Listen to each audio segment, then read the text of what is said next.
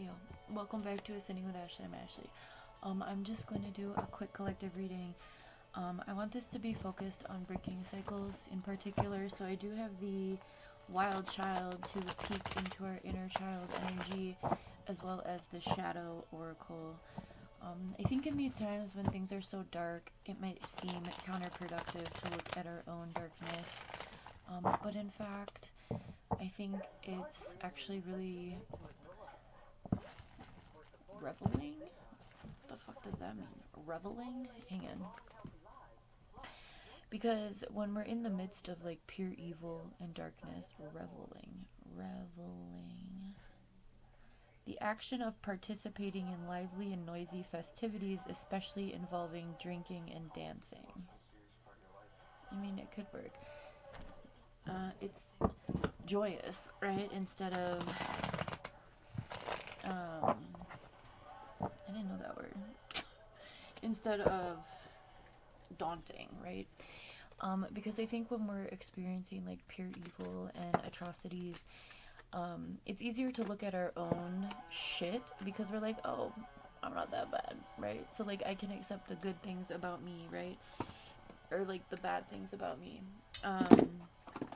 Oh, we have water energy, deception, and temptation. So yeah, so let's stop deceiving ourselves. Let's dive deep into our own abyss. Again, the environment around us being pure evil. And it's like pure evil. I just got really into the show Lock and Key on Netflix. It's like kind of cool. It's like about magical keys and like demons and shit.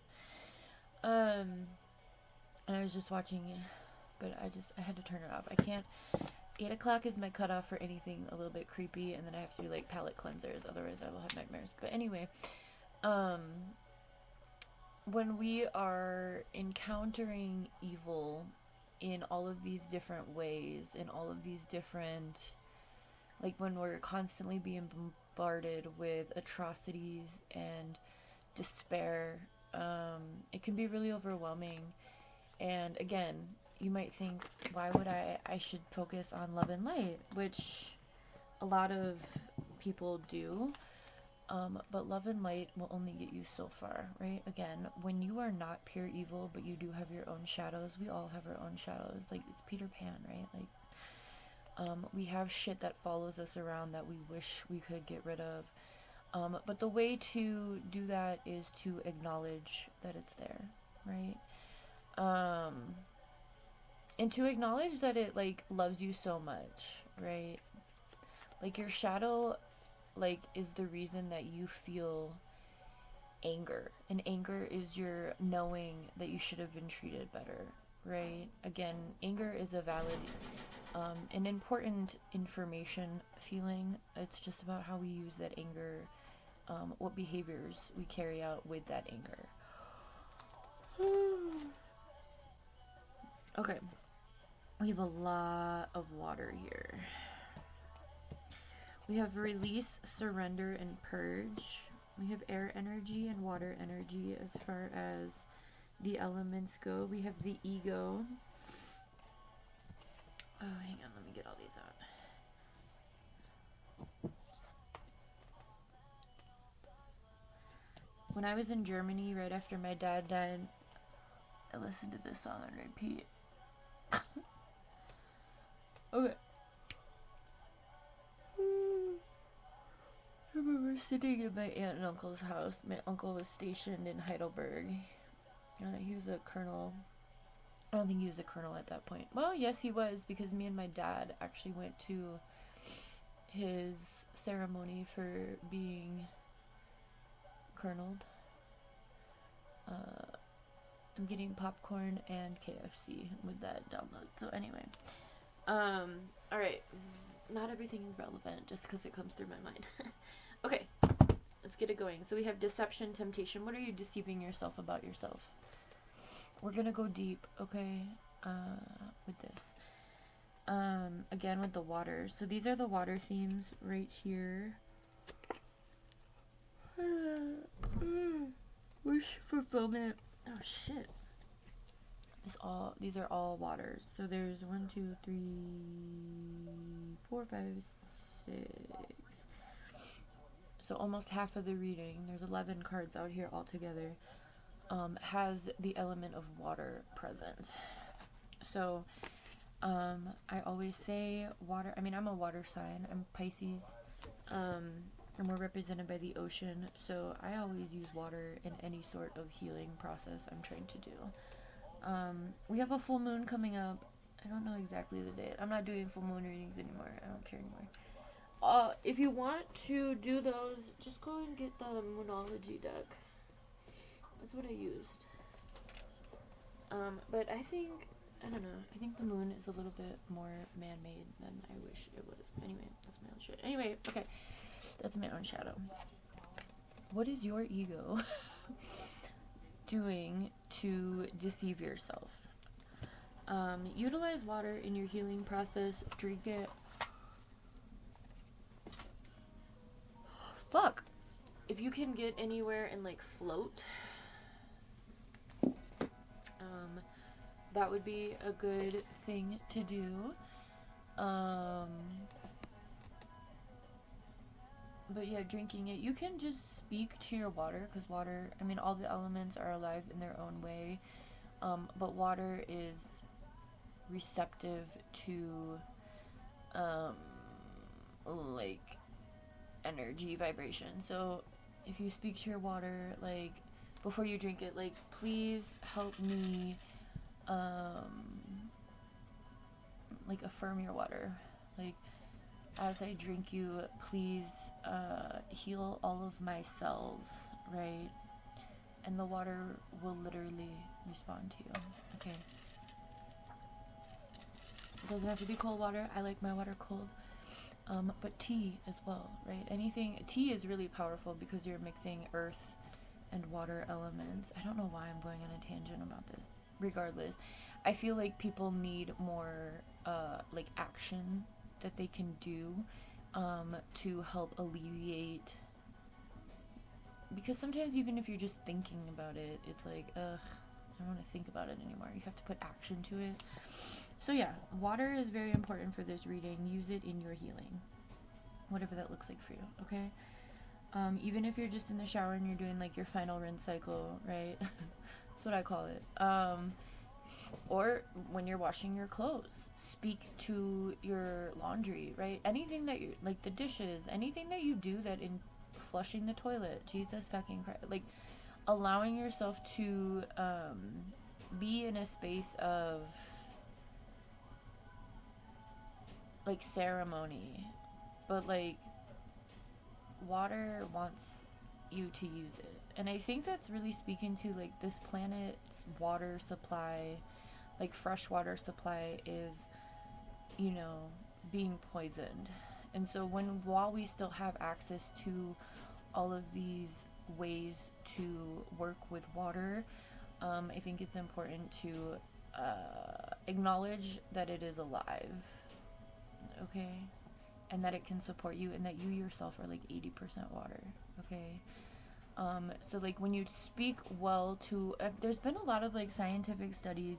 One in particular that I'm thinking of is someone spoke to like snowflakes or like water and then froze it, and then they looked at the patterning of the snowflake. I have a snowflake back there.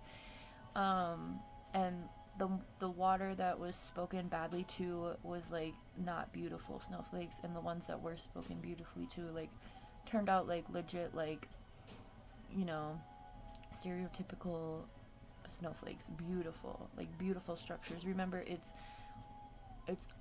hydrogen and oxygen.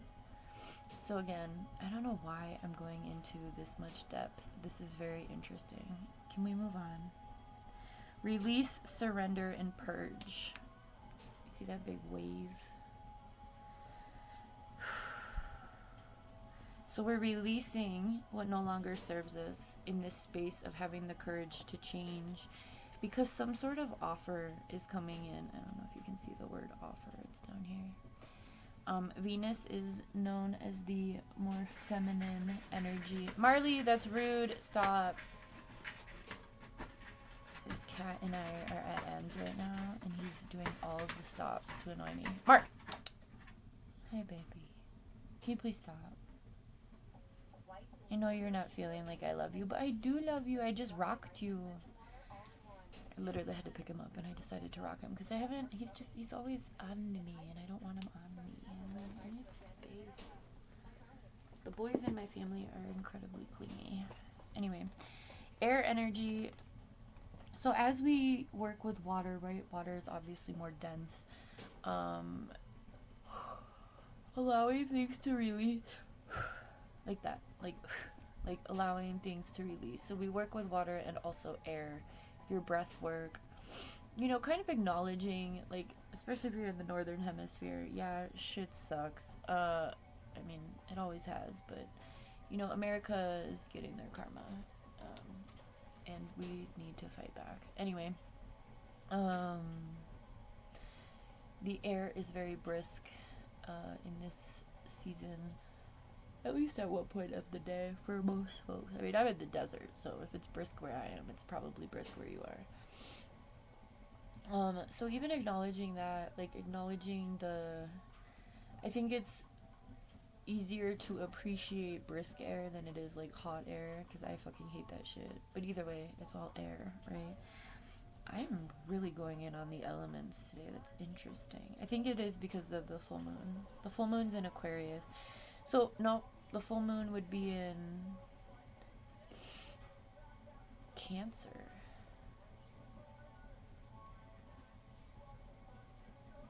No. I can just look it up. Trying to do natal chart math in my head. Full moon.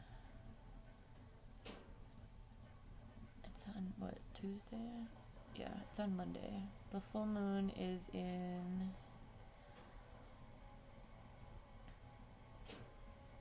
Cancer? Leo. Oh yeah, that makes sense. My bad. Oh, I gotta make more water. Moon water for the Virgo full moon, Pisces season. But anyway, okay. We have trusting divine timing. We have celebrating your gifts in abundance.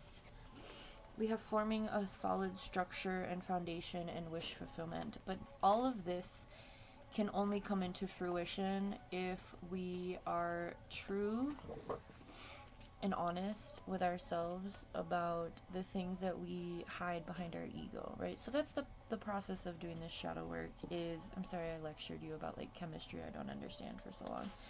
Let's go ahead and pull from the inner child, because I am talking about breaking cycles, but I think, I mean, everything that comes through as a channel, it's important.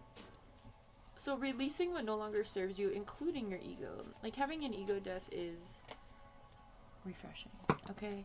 Ego deaths are necessary for our growth and healing.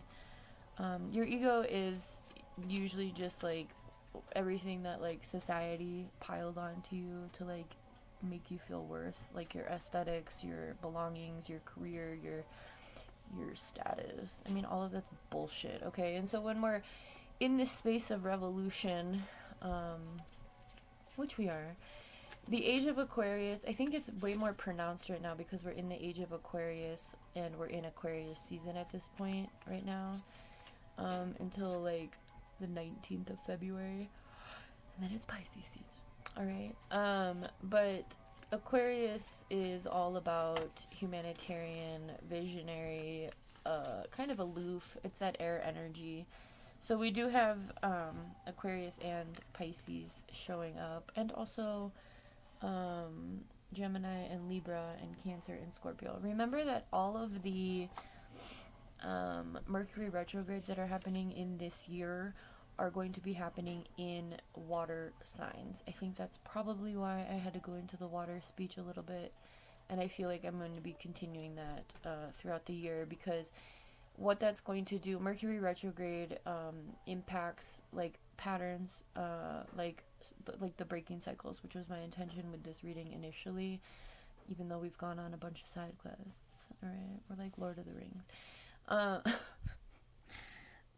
Now I got a labyrinth right here. Exactly. That's kind of how this reading feels. Labyrinth, opportunity. Is that Is that water? I don't know if that's water or clouds. Vision, crossroads, and reach. So what you're at this moment. I mean, collectively we all are, okay? I'm not just you. But like all of us are at this moment where we have a certain vision of the future that we want. We also have a certain vision about our own past, and that's where the shadow comes in, because it's like, what are you denying happened? What are you denying uh, taking accountability or responsibility for? This is a really creepy eye, so I'm going to put it down. I'm just a little creeped out because of this damn show I'm watching, but it's good. I just have to watch it during the daylight. Reach for whatever this vision is, opportunities. Maybe you feel like up until this point, like you've been in a labyrinth. That's interesting because the show just had a big scene with a maze. I'm not a big David Bowie fan, but I know a lot of people like rant and rave about the Labyrinth, the movie. I don't think I've ever seen it. I don't think I really like it. I'm sure it's great. I mean, it's got one of those like cult followings, but it was just never my vibe. But maybe that's speaking to you.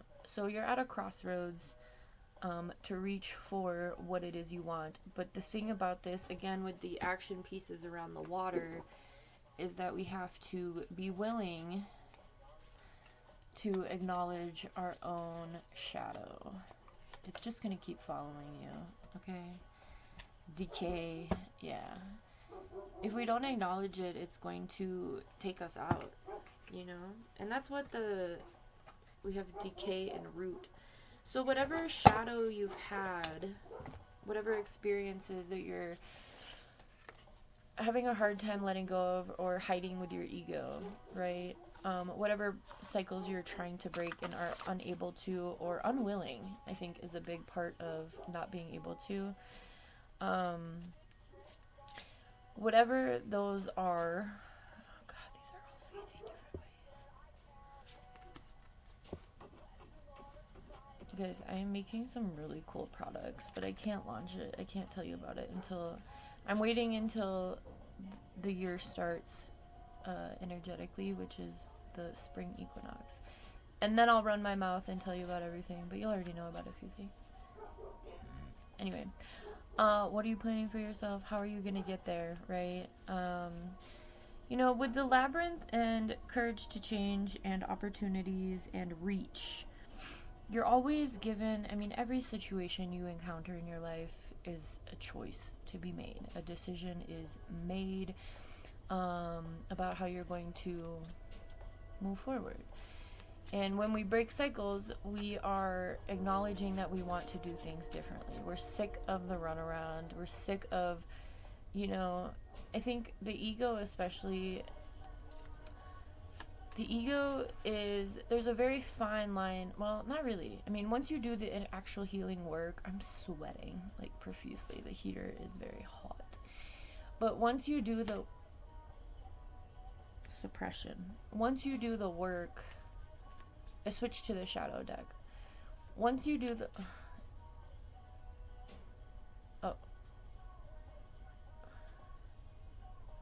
ego, sometimes you get, I mean, not everybody, but I think a lot of us, especially if you're watching my channel, you're more than likely someone who's on a path of self-healing or, you know, healing, spirituality, whatever it is. You get sick of your own bullshit. And, oh yeah, the fine line. There's healthy confidence because you've put in the work, right? Like, when I was reading that letter to my mom, or when I watched it back, my YouTube video back, I was like, wow, I sound kind of arrogant. But it's not coming from a space of arrogance. It's coming from a space of knowing myself inside and out. I'm getting an image of like a sock going into the laundry, like turning it inside out or right side out. And when you know yourself so fully, again, I say this all the time, nobody can have power over you. And I wrote that letter to a woman who has tried to keep me confined in her own image for my entire life. And like, she did a lot to keep me small, right? I needed her to know that I'm woke to what she did, and also it was painful, and these are the things that, you know, I honestly like hearing myself read that letter, I don't think I want to continue a relationship with my mother. Um but again, that's the breaking cycle part, right? So the ego is that she's very helpful when it comes to finances, and also she's not. She breadcrumbs, right? And so I'm like, I don't need this. I did in November when I had to take care of Mr. Hootie. Um, but I don't need to continue this, you know? It's a hard thing to navigate, especially if you are someone who's breaking cycles within your family. And again, the ego is this facade of like, I'm awesome. But usually that's stemming from like a place of fear that people will actually see what you are if you like drop your ego. Ego deaths are very important for healing and breaking cycles and shadow work and decolonizing. Okay, so we have suppression, isolation, insecurity. Egos are big. Usually there's a lot of insecurity. What does the suppression say? Suppression says express, don't suppress. Authenticity is freeing. So authenticity is the antidote to like the ego. The ego is really, do not listen to Freud about the ego. That man's an idiot. He was a predator and he's gross. Freud is the one who coined, I hate American psychology. Anyway, I mean, he wasn't American, was he? I don't know. American psychology picked it up and fucking used it. Getting a really gross image. Anyway, isolation. In solitude, discover your true self and connect deeper. In insecurity, your worth is intrinsic and unchanging. Avoidance. Face what you fear, for avoidance is but a temporary refuge. There's that air energy. Breathe through it. Hug a tree. Remember that the trees create our oxygen. Our relationship to trees and water are so important, okay? The trees take our carbon and turn it into something useful. And we use the oxygen, right? It's like a very reciprocal. Also, if you just look, like, go lay on the ground somewhere and look at the tree branches, and then Google, like, the human nervous system, the veins, and the way that the spinal cord, I can actually do that with you right now.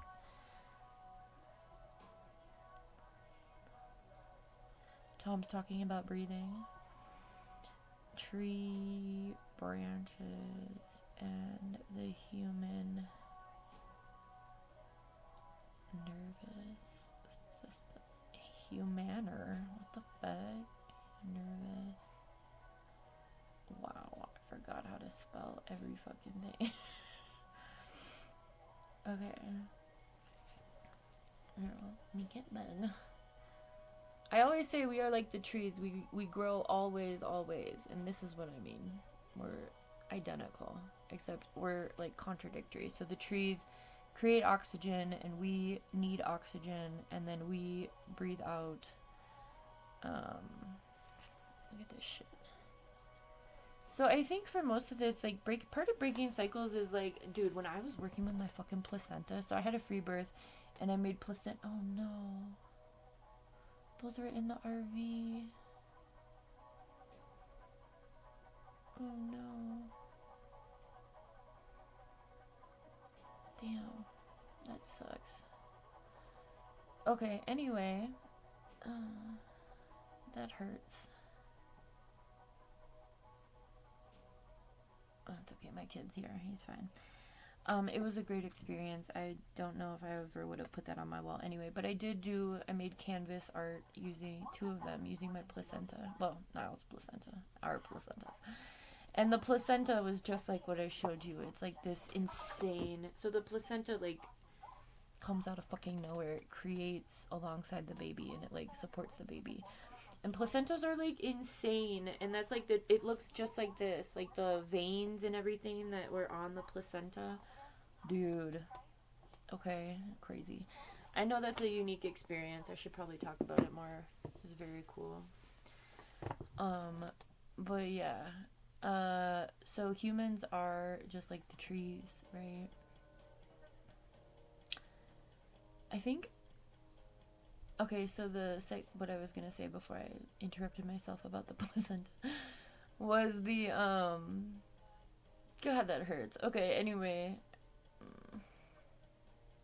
it was so intense to work with. I worked with it. I put it in the freezer for like, why am I sharing this? For like a month, and then when my mom came to visit postpartum, I worked with it because I had the space, and it was so intense. Some women eat it. I wasn't really on board with that. Some people encapsulate it. They like dry it out, like dehydrate it using a dehydrator, and then like turn it into powder, and then put it in capsules so you can like take them. But for me, I actually took his placenta to the ocean on his, I think it was his 1 month. It was a full moon in Scorpio, and Niall was a Scorpio, his moon sign is Scorpio. And we took it to the ocean, and I put it in this like bag with rocks so it would sink to the bottom. A lot of people bury them and like plant trees on them or eat them, or women who give birth in hospitals usually don't get access to their placenta. Usually it's taken for stem cell research, and that's why I threw it in the ocean, because I was like, no, you will never get it. Fun fact, Niall has never had his blood drawn in any of those facilities. It was vampiric. Anyway, I'm sharing way too much. So, in this time, when we are experiencing so much death and evil and atrocity and, just blatant violence, right, in very many forms all over, ground, connect back to nature, okay? Earth, air, water, fire. Be careful with the fire, please, alright? But fire is really healing. You can, especially with the full moon on Monday, you could do fire. I think it's fun to burn shit. A lot of the times I'll just like write some stupid shit down. Especially if I feel like people are sending me evil eye. I wouldn't do that. I am highly protected. But if I peep it, I will usually do a burn ceremony. I mean, if I feel like I need to.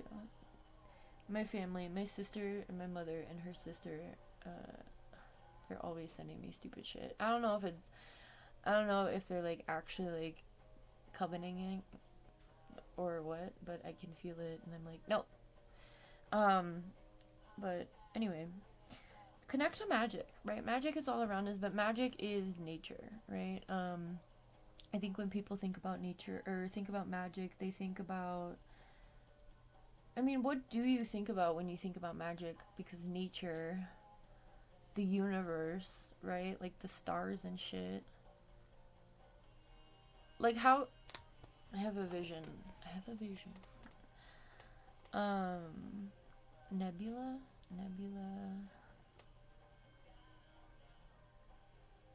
I love Google. You know, we grew up with Ask Jeeves. And Jeeves didn't know shit. So this is like a nebula, right? So like anytime you're feeling really down on yourself, like you are a part of the universe and a part of the earth. Like look at this. That's an eyeball, okay? And they say that the eyes are the window to the soul, right? So like think about that. If this is a nebula, what does that speak to as like, what is the universe a soul, right? I don't know. All right. But either way, don't limit yourself to this fucking energy, okay? Because you're fucking magic. So break the cycles that are keeping you here. Because, like, ew. Why would you want to stay here when you could literally acknowledge yourself as, like, a part of nature and the universe? Ew, right? Opportunities, change, the courage, releasing what no longer serves you to make room for this, right? And know that you're being guided. So your gifts, your abundance, celebrating that in divine time. Know that this is a process. This isn't something that just fucking happens and then you're like, I'm a star. And you need to stay grounded on the planet, which is why it's so important to work with water and earth, because I've been up in the clouds before.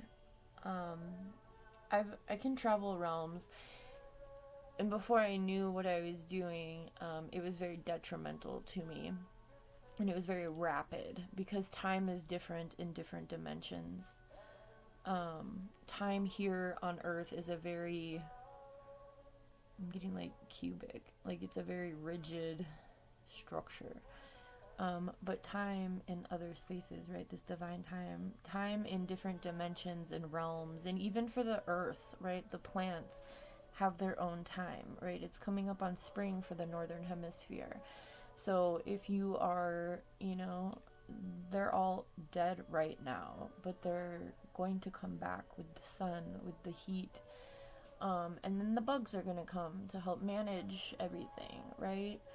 I mean, the systems that just pay attention.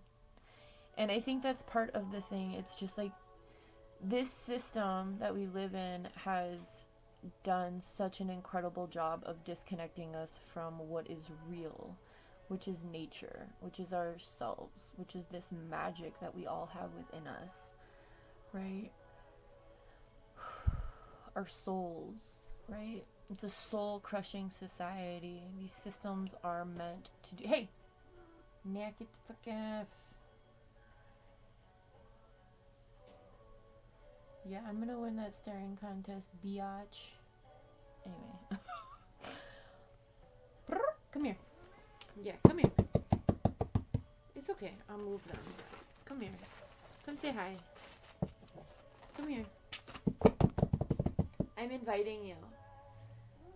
He said it's a trap. Anyway. I think the magic within breaking cycles is simply to reconnect. Reconnect to the reality, the natural world, right? And that's what my little slogan is and has been for a long time. When I was in a mental institution, I was in Augustus Hawkins in Los Angeles, and one of the other I almost said inmates, technically.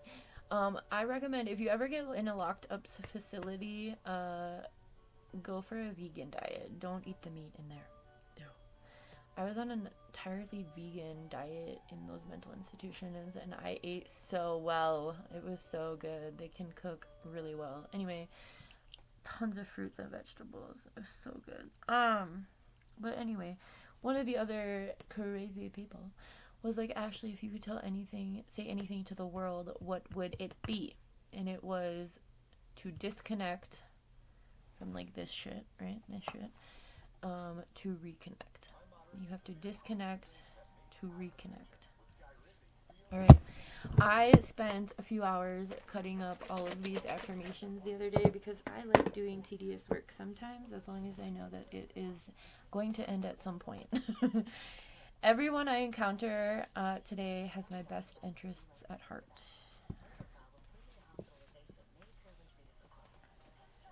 I feel good expressing myself in all sorts of creative ways. This song that's just going to keep repeating forever and ever. Aww, I told you. I am connected to all life. Okay, one more. That was sweet. Remember that everything is divine, including you. Every time I close my eyes and breathe deeply, my confidence expands and fills my whole being. And that's authentic confidence. It's not confidence that is a show, which is the ego, okay? That's a facade. My happy thoughts create my happy life. One more. Uno más, por favor.